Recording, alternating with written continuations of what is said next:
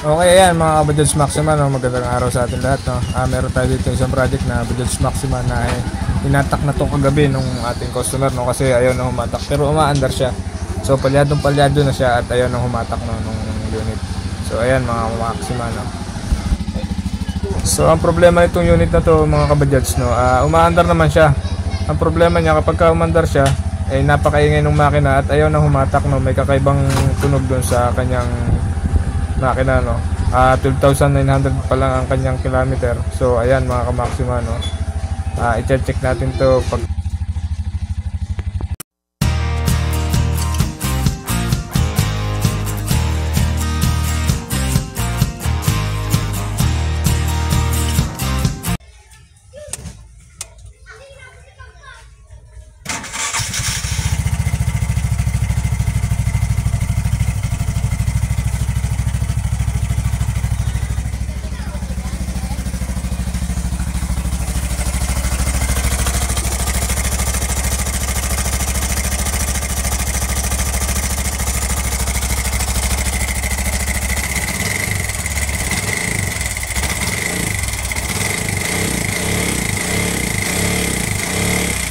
ayan mga Kabajaj Maxima, no.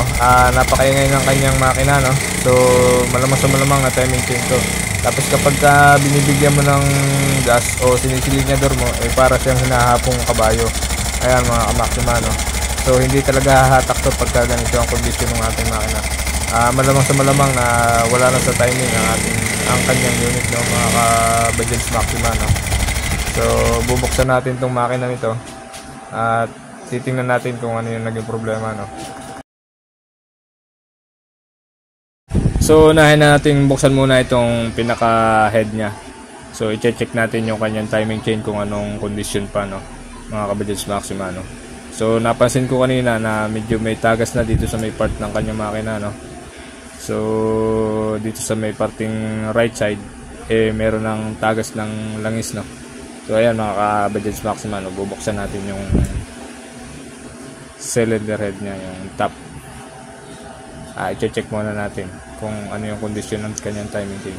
Kapag ganito yung mga nangyayari, kalimitan o kadalasan dahil lang sa timing chain, no.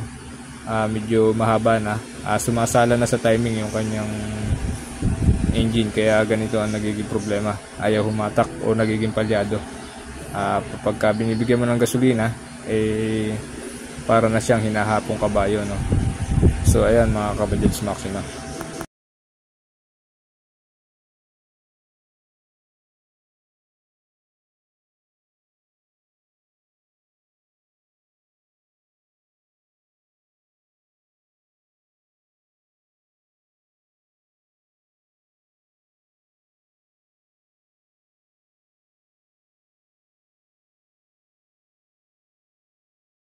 So ayan mga Kabajaj, surprise. So sobrang itim ng makina niya. Tendency na hindi maganda yung langis na ginagamit niya, no. So ayan, kung mapapansin nyo, yung kanyang timing chain ay humalik na doon sa kanyang spark plug sleeve. So ayan mga Kabajaj Maxima, no. So sisilipin natin yung sleeve. Ayan, medyo palagay ko butas na yung kanyang spark plug sleeve. So kaya may naglilik na langis dito sa kanang bahagi ng kanyang, ayan mga Kabajaj, no, sa kanang bahagi ng kanyang makina ay may naglilik ng langis kasi butas na yung sleeve. Nilagari na nung kanyang timing chain, no. So ayan, dumikit na yung kanyang timing chain yung sa sleeve, no. Napabayaan na yung timing chain na mahaba na. So naririnig naman natin to. Hindi pangkaraniwan ang tunog nito kapag ganito yung timing chain na mahaba na, medyo maingay na to, no. So ano mga ba yung nagiging dahilan ng maaga pagkasira ng ating timing chain? Ang kalimitan nangyayari minsan sa gamit din, o kaya naman gumagamit tayo ng langis na hindi angkop dun sa ating makina, hindi angkop dun sa temperatura na kinakailangan ng ating makina, no. So meron talagang langis na dapat para dito sa ating Bajaj RE o Bajaj Maxima, no.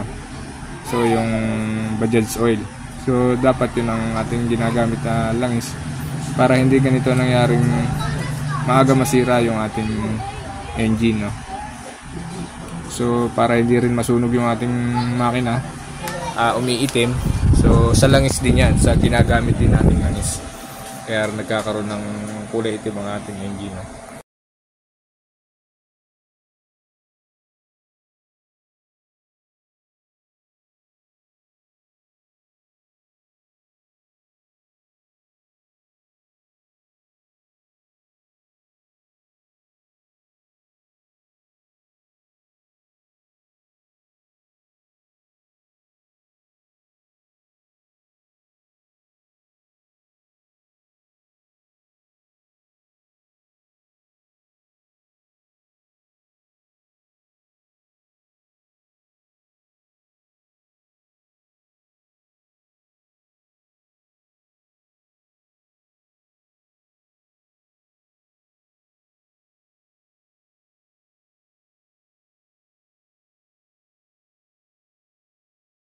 Okay, yan mga kabadyads Maxima, no. Kakalasin na natin ng unti-unti yung cover, no. So payo ko lang, pagka may unit tayong ganito, Bajaj Maxima, no. So ang ikatitibay ng ating makina ay nasa tamang pagme-maintenance din natin at sa tamang PMS. Susunod tayo sa tamang PMS ng ating unit para hindi mangyari ito yung ganitong maagang nasisira ang ating makina. Halos 12,900 km pala yung tinakbo, ganito na, no. So papalitan na ng timing chain. So maitim na yung kanyang loob ng makina. Malamang sa malamang na pati clutch lining nito palitan na rin kasi napakahina na raw nitong humatak, no. So ayan mga kabadyads Maxima, no. So sundin lang natin yung tamang PMS ng ating makina o yung engine natin at yung tamang maintenance. Hindi tayo sasabit sa ganitong maaga nasisira ang ating engine. So ayan mga kabadyads Maxima, no. So sinilip muna natin yung timing niya, no. Ay papakita ko sa inyo kung bakit namamalya siya o palyado na, wala nang kagalit-galit ang engine niya. So itinap dead center muna natin, o tiniming natin doon sa magneto, tapos i-check natin dito sa pinaka timing sprocket gear, no. So ayan, medyo talagang tumalon na siya ng halos 2 ngipin, no, doon sa timing sprocket. So ayan yung timing niya dito sa ibabaw, lihis na siya ng halos 2 ngipin, no. So kaya yung kanyang engine wala nang kagalit-galit. So umaandar pero wala nang hatak o wala nang galit ang makina, no. So yun yung naging sanhi, nawala na sa timing o tumalo na. So yun yung possible na nangyayari kapag ang ating timing chain humahaba o lumulundo na. So ayan mga ka-Bajaj Maxima. So ayan mga ka-Bajaj Maxima, no, pangita na yung ating papalitan, no. So papalitan na natin ang timing chain, for sure na to, sigurado na. Tapos itong pinaka spark plug sleeve, no, sigurado papalitan na natin to. Mamaya pagkakalas natin ito sisilipin natin yung kanyang clutch lining kung kailangan rin palitan, no, mga Bajaj Maxima. So malamang sa malamang na papalitan na rin to ng clutch lining. Sa ganitong kondisyon, sobrang itim ng kanyang langis, 100% nasunog na ang clutch lining nito, no. So ayan mga ka-Bajaj Maxima. So ito yung kanyang spark plug sleeve, no. Parang nilagari na nung kanyang timing chain dahil sumayad na dito yung kanyang timing chain, no.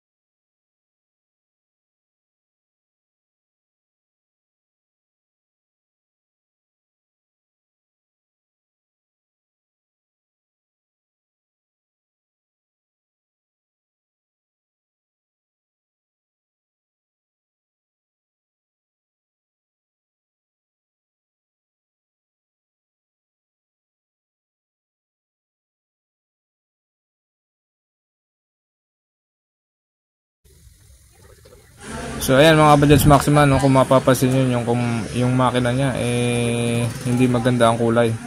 So ibig sabihin lang to na hindi maganda yung langis na ginagamit niya o hindi angkop para dito sa makina natin yung ginagamit na langis, no. So much better na gumamit tayo ng ating Bajaj oil para sa magandang performance ng ating engine at yung siyempre para dun sa ikatatagal din ng ating engine, no. So ayan, napansin nyo yung timing chain, lundong-lundo na, no. So ayan mga Bajaj Maxima, no.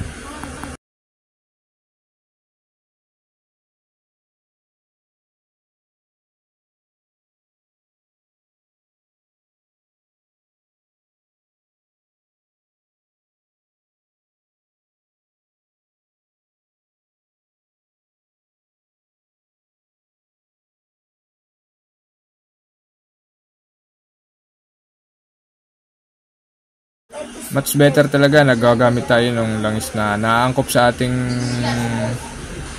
makina ng mga Kabajaj. So ang makina natin merong special na ginagamit na langis o yung Bajaj oil. So yun yung angkop-tangkop sa ating temperatura ng makina, no. So payo ko lang na yun yung gamitin yung oil para sa ikagaganda din ng performance ng ating engine at sa ikatatagal, no. Ayan mga Kabajaj Maxima, no. So gaya na nasabi ko, pati lining masiguradong papalitan at sunog na. Damay pa pati yung mga clutch plate o yung mga bakal niya, no. So nawalan na ng groove. So palit lahat halos. So ayan mga Kabajaj Maxima, no. So sunog na sunog yung clutch lining. Ang hindi lang nasira ay yung kanyang clutch sub at saka yung clutch wheel, pero yung bali tatlong plate yung kanyang nagasgas, no. So yun, papalitan natin yan. Tapos ito yung timing chain, no. Okay yan mga Kabajaj, no. Ito yung ating mga parts, timing chain, spring. So ayan, puro genuine parts yan mga Kabajaj, no. So tapos yung oil filter at yung ating DTSI na langis o yung Bajaj oil, no. So ayan, medyo nilinis na natin, medyo nawala na yung kanyang dumi. So ayan, medyo maputi-puti na siya. So ayan, ikakabit na lang natin mamaya-maya ng konti. I-assemble na natin. So ayan yung mga genuine parts natin mga Kabajaj, no. Much better nagagamit tayo ng mga genuine parts na parts. So ayan mga Kabajaj, no, medyo pumuti na yung kanyang engine, no. So medyo nilinis natin ng konti para mabawas-bawasan. So ayan mga Kabajaj, i-assemble na natin ng unti-unti itong ating mga parts. Okay, ito mga Bajaj Maxima, no. Unahin natin itong clutch lining. Dalawang klase nga pala itong clutch lining na ating Bajaj Maxima. Isang nagla-light na yun yung ating ilalagay sa dulot-dulo. Nagla-light brown, no. Dulot-dulo yun, dalawa yun. Tapos yung mga kulay itim na na lining, so yun yung mga panggitna natin. So ayan, ikakamada natin ng ayos yung ating mga lining, no. So ito mga nagkukulay itim na to, so ito yung mga panggitna. Tapos yung dalawang light brown o yung nagbabrown ng kulay o yung mamula-mula, so yun yung ilalagay natin sa magkabilang dulo ng ating kamada. So ayan mga Kabajaj Maxima.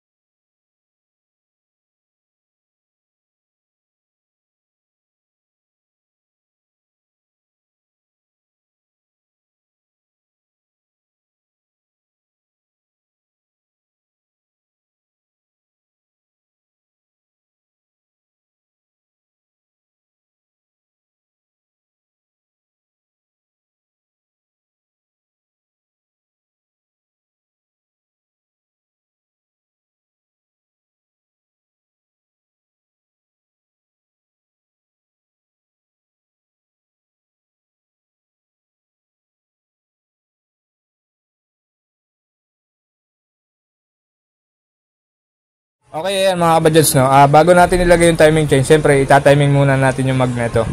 Ibig sabihin, ayan yung timing mark niya. So itatapat natin dito sa Kapag ka naka-timing yung magneto, ibig sabihin naka-top dead center yung ating piston, no? So saka natin ilalagay yung bagong timing chain. Ayan mga ka-Bajaj, yung timing chain ng ating Bajaj Bajaj facelift, no? So ilalagay na natin mga ka-Bajaj.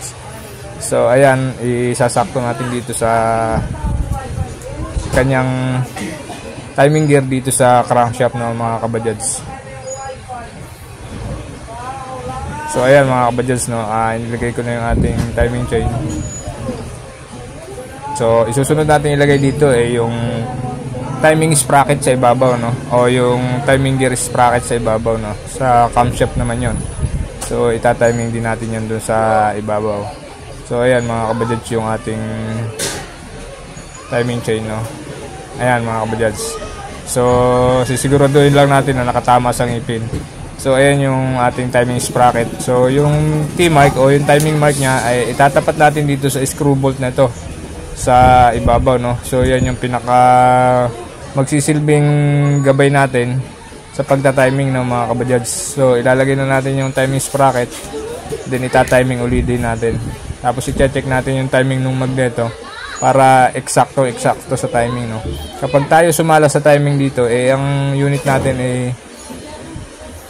walang galit ang makina, no. So yun yung mangyayari sa ating makina mga ka-Bajaj. So hirap siyang humatak kasi lihis yung kanyang timing, no. So kaya kailangan sigurado tayo sa ating pagta-timing ng ating timing gear at yung sa magneto, para yung ating barbula sa loob hindi magsalubong, no. So nangyayari yan pag nagsalubong ating barbula sa loob, bengkong.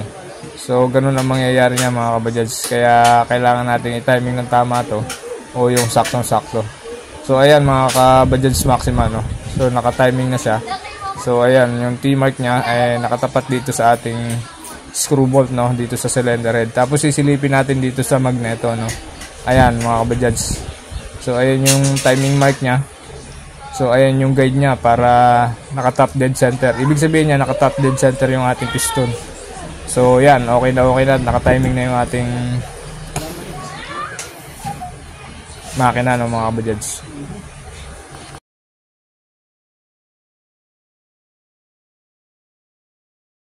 Okay, ayan mga ka-Bajaj, no. Kapag ka naka-timing na, saka natin i-release itong tensioner niya, no. So i-release na natin yan mga ka-Bajaj. So ayan, i-release na natin yung timing, yung tensioner niya. So ilalagay na natin yung pinaka spark plug sleeve, no. Ito yung bagong sleeve ng spark plug, no. So yung dati niya kasi nabutas na. So lalagyan natin ng o-ring para hindi tumagas yung langis dito sa sleeve, no. So ayan mga ka-Bajaj.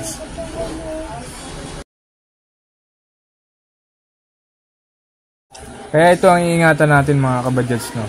Kapag ka ganitong facelift edition, no, lagi natin ipapacheck yung ating pabubuksan natin yung head para makita natin kung yung ating timing chain ay okay pa ba, o wag na nating hintayin na dumikit siya dun sa ating spark plug sleeve, kasi pagka dumikit siya dun para magiging lagari na siya, kaya bubutasin na niya yung kanyang sleeve, no.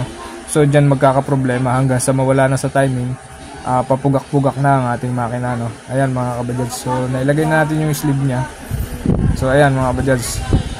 Ayan mga ka-Bajaj yung dati niyang sleeve, no. Parang nilagari siya, no. Ayan mga ka-Bajaj. So ngayon lalagyan na natin ng nut at higpitan na natin tong timing sprocket niya mga ka-Bajaj.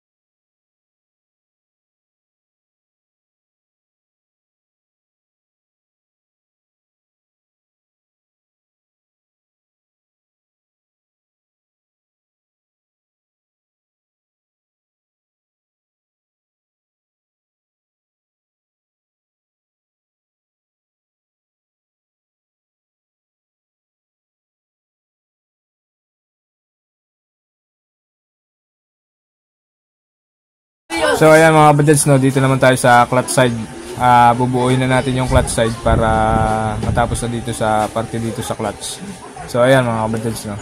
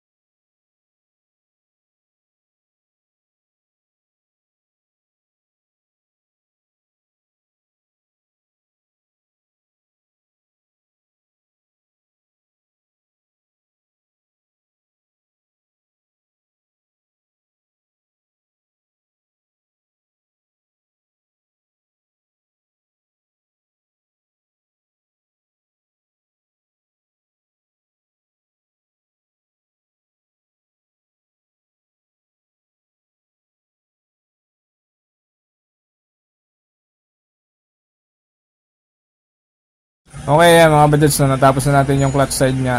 Ito, dito naman tayo sa top. So, i-tune up na natin yung unit, no, mga kabadyans. So, i-tune up natin kasi tukod na yung kanyang pagkaka-tune up, no. Ayan, itatiming na natin yung barbula, yung valve clearance niya, no. So, kailangan nito, ang pag-tune up nito yung smooth na smooth lang yung pagpasok ng ating caliper o yung ating filler gauge, no. So, hindi siya masikip, hindi siya maluwag. So, yung tamang-tama lang o sakto o ayan mga ka-Bajaj Maxima, no. So same lang to ng valve clearance ng ating Bajaj RE at yung Bajaj Maxima, no. Iisa lang ang valve clearance niya mga ka-Maxima. So ayan, tinatiming natin yung barbula. So inalagay natin sa tamang valve clearance niya, no.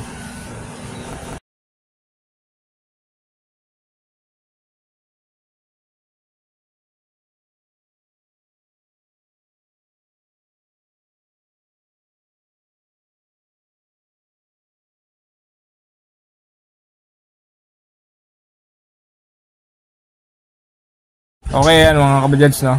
Bajaj Maxima na tune up na natin. So lalagyan na natin ng langis bago natin lagyan na ng cover, no, mga ka-Bajaj. So ang langis nga pala nito sa engine is 1.6 din. Tapos 400 ml dun sa kanyang differential side. So same lang dun sa Bajaj RE, no. Parehas lang sila ng sukat ng langis ng Bajaj Maxima at saka Bajaj RE. So ayan mga ka-Maxima, no. Lagi nating ugaliin na gumamit tayo ng langis na recommended sa ating makina, no, para hindi agad magka-problema ang ating makina. So ayan mga ka-Bajaj, no, Bajaj RE oil. So ito yung lagi yung gagamitin para hindi tayo magkaroon ng problema dun sa ating makina, no. Yung kumbaga hindi siya maaga yung pagkasira, no. Kasi ang ating makina merong temperaturang kinakailangan na dapat angkop yung langis natin sa ating makina, no. Ayan mga ka-Bajaj, para hindi siya nasusunog ang makina, hindi nasisira agad, no. Ayan mga Bajaj.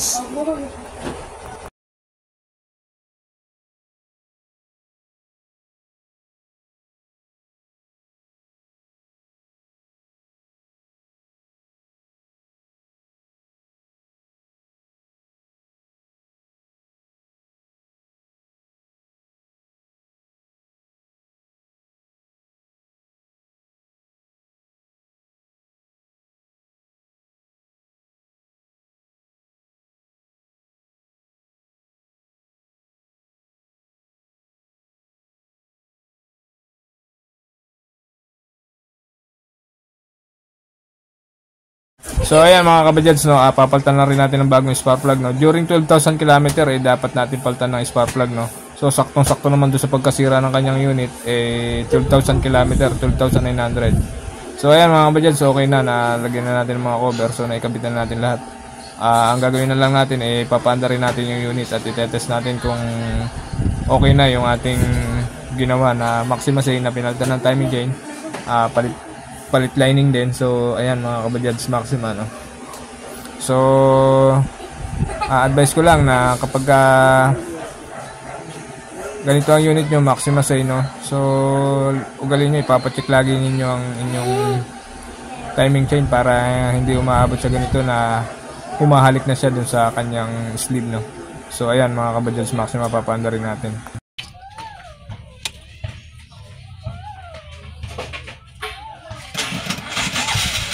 Ayan mga kabadyals, no? Mukhang lobat pa ata ang battery ni customer, no? So ayaw mag-start. Ayan, bumabag sa kanyang voltage ng battery, no? So ayan.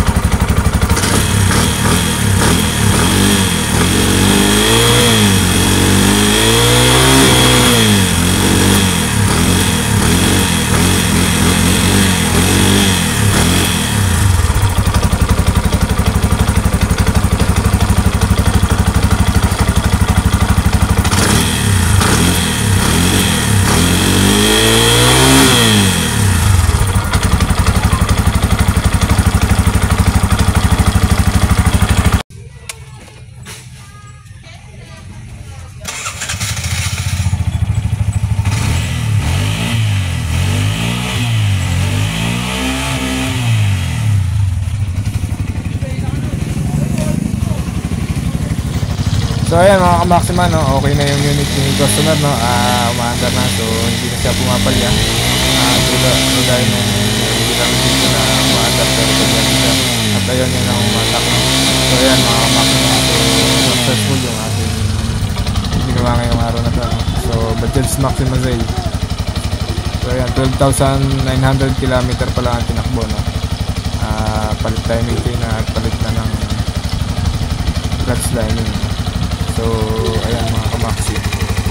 So ayan mga Bajaj Maxima, no? Tatakpan na natin yung makina, no? Hahayaan natin munang umandar siya para mag-warm up, no? Para baka may makita tayo naglilik o natagas, makita agad natin, no?